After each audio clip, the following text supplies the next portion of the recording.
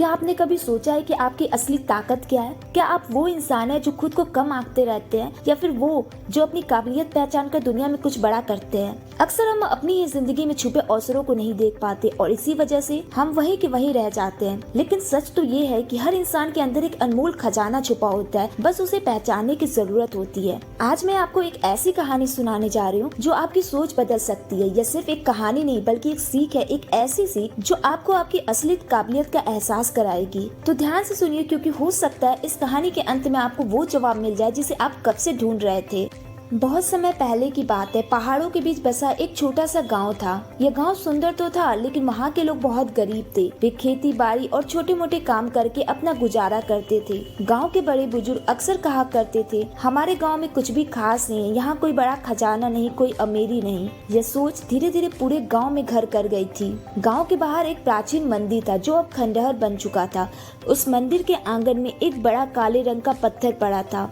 यह पत्थर इतना पुराना था कि किसी को भी याद नहीं था कि यह वहाँ कब से पड़ा था। गांव वाले उसे हमेशा देखते थे, लेकिन किसी ने उस पर ध्यान नहीं दिया। बस कभी कभी कोई उस पर बैठ जाता या बच्चे उस पर खेलते थे। एक दिन एक प्रसिद्ध ऋषि उस गांव में आए। उनकी दूर दूर तक ख्याति थी कि वे बहुत ज्ञानी थे और गूढ़ रहस्यों को समझने की शक्ति रखते थे। गाँव वाले ने उनका आदर सत्कार किया, उनके लिए भोजन बनाया, उनके चरणों में बैठकर उनसे ज्ञान की बातें सुनने लगे। गाँव के मुखिया ने ऋषि से कहा, महात्मा जी, हमारे गाँव में कोई सुख समृद्धि नहीं है। हम बहुत मेहनत करते हैं, लेकिन हमारी गरीबी दूर नहीं होती। ऐसा लगता है कि हमारा भाग्य ही खराब है। ऋषि कुछ देर चुप रहे, फिर उन्होंने गांव में चारों ओर देखा और मंदिर के आंगन में पड़े उस बड़े पत्थर की ओर इशारा किया। उन्होंने गांव वाले से पूछा, यह पत्थर यहाँ कब से पड़ा है? गांव के बुजुर्ग बोले, ऋषिवर, ये तो बचपन से ही यहाँ पड़ा हुआ है, शायद हमारे पूर्वज के समय से भी पहले का है।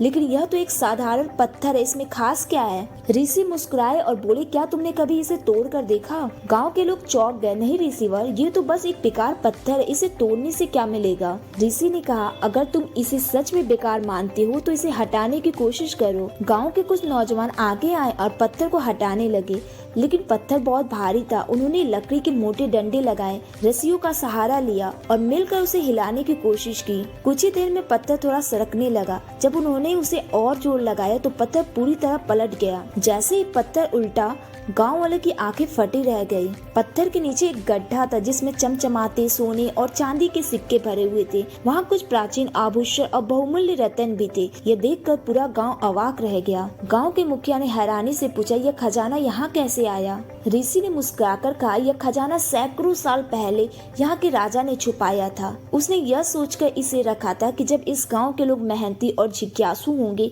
तो वे इसे खोज लेंगे और इसका सही उपयोग करेंगे। लेकिन इतने वर्षों तक यह यही पड़ा रहा क्योंकि किसी ने इसे परखने या इसे हटाने की कोशिश ही नहीं की। गांव के लोग चुप हो गए।